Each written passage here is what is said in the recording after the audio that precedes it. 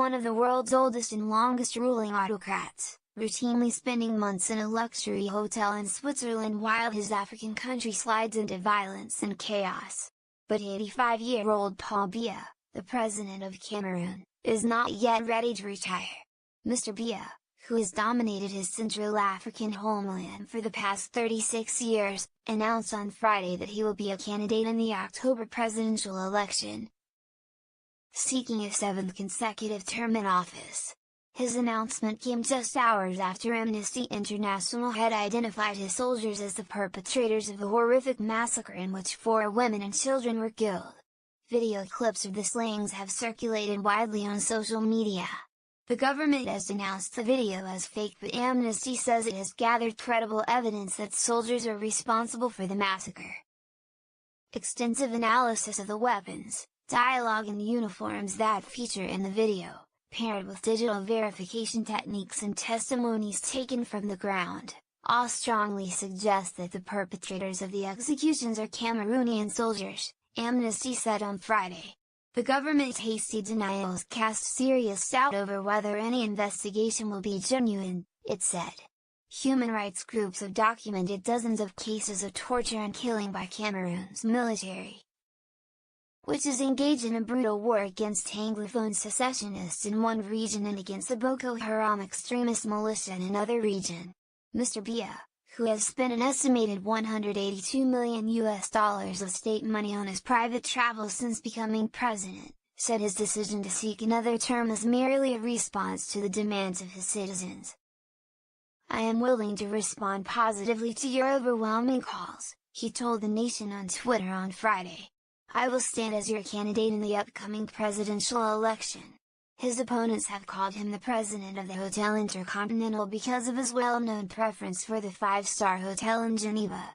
When he called a cabinet meeting in March, it was reported to be his first cabinet meeting since 2015. He often meets his cabinet ministers at the airport between private flights abroad on chartered airplanes. An investigation by the Organized Crime and Corruption Reporting Project, published earlier this year, found that Mr. Biya had spent about 14 months outside Cameroon in the past 5 years alone. During 2006 and 2009, he spent a third of the year outside the country. Geneva was by far his favorite destination. The hotel cost for him and his entourage was estimated at about $40,000 per day, and his total travel costs have added up to more than $180 million since 1982, the investigation found. He routinely travels with an entourage of up to 50 bodyguards, ministers, butlers and other staff. By contrast, nearly half of Cameroon's population is mired in poverty and surviving on an income of less than $2 a day, despite the country's oil and cocoa resources.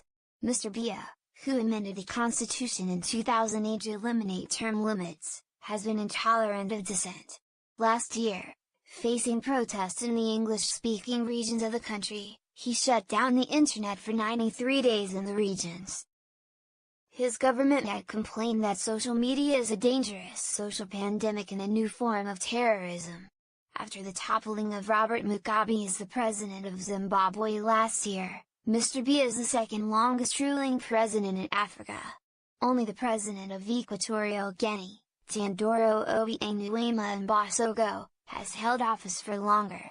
Last month, U.S. Ambassador Peter Henry Barlerin suggested that Mr. Biya should be thinking about his legacy and how he wants to be remembered in the history books.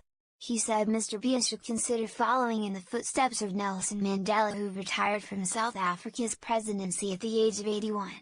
The comments sparked outrage among Mr. Biya's officials. Adrian Fielding, an analyst at the Africa Practice Risk Advisory firm, warned that Mr. Biya's plans for another term will add fuel to the protracted conflicts in Cameroon. This will bring little in the way of reformist hopes, or prospects for a moderation in the government crackdown on separatists in Cameroon's 2 Anglophone regions, he wrote in a commentary on Friday.